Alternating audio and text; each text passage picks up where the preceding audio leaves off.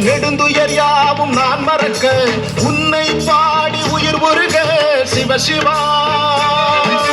உன்னை வேண்டி எரிவதனால் சாம்பல் கூட சக்தி பெறும். உள்ளங்கையில் உனை தொழுதேன் சிவசிவா.